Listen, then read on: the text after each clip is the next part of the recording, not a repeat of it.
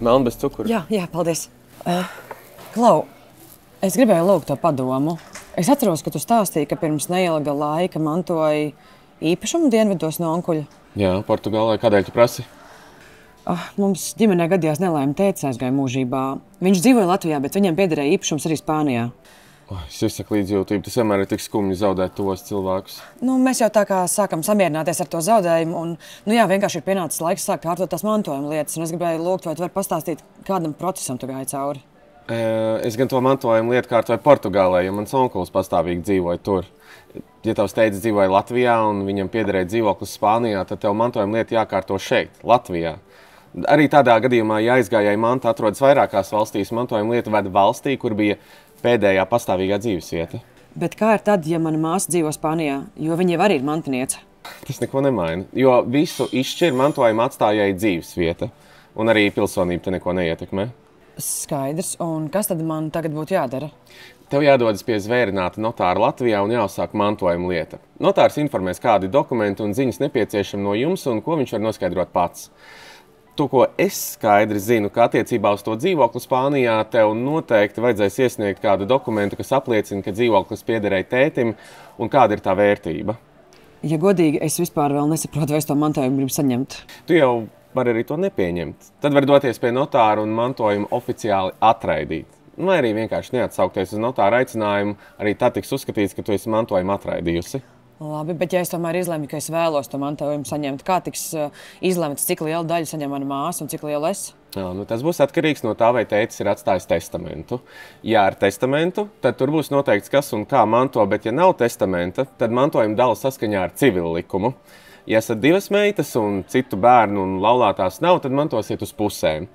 Ja tētim ir arī sieva, tad šajā gadījumā mantosiet katru 1/3 daļu no mantojuma. Katrā konkrētajā gadījumā notārs skatās, kāds ir mantinieku loks, kādas ir pārdzīvojušā laulātā tiesības un kā dalāms mantojums saskaņā ar civilu likumu. Labi, tas nozīmē, ka man jāsazinās ar māsu, viņai jābrauc uz Latviju un tad mēs kopā dodamies pie notāra, ja?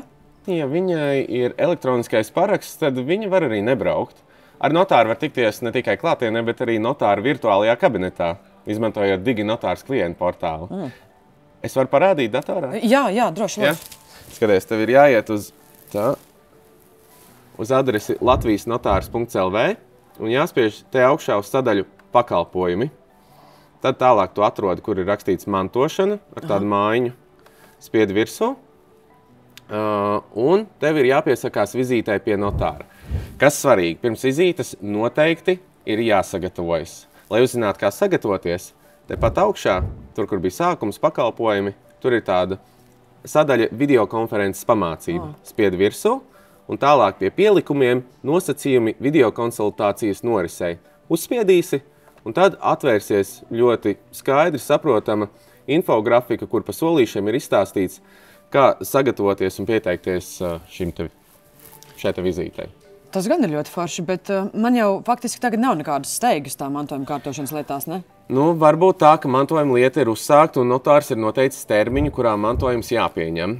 Bet kā tā var būt, jo, es taču neko vēl neesmu darījusi.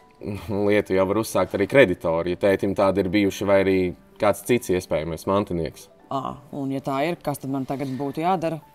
Mantojuma atklāšanos notārs izsludina oficiālajā izdevumā Latvijas Vēstnesis, kas pieejams mājaslapā Vēstnesis LV. Tur ir noteikts termiņš, kurā ir jāpiesakās. Par šo notārs tev nosūtīs paziņojumus tavu deklarēto dzīvesvietas adresi, kā arī, ja tev ir aktivizēta oficiālā elektroniskā adrese, tad uz turieni. Ziņas notārs reģistrē arī mantojuma reģistrā, un tās var saņemt Latvijas zvērinātu notāru padomē, izmantojot maksas pakalpojumu. Ja arī tev ir neskaidri jautājumi par mantojuma lietām, ej uz DigiNotārs klientu portālu. Ja tomēr atbildes neatradi, vari droši konsultēties ar notāru, viņš situāciju izvērtēs un detalizētāk varēs atbildēt uz neskaidrajiem jautājumiem.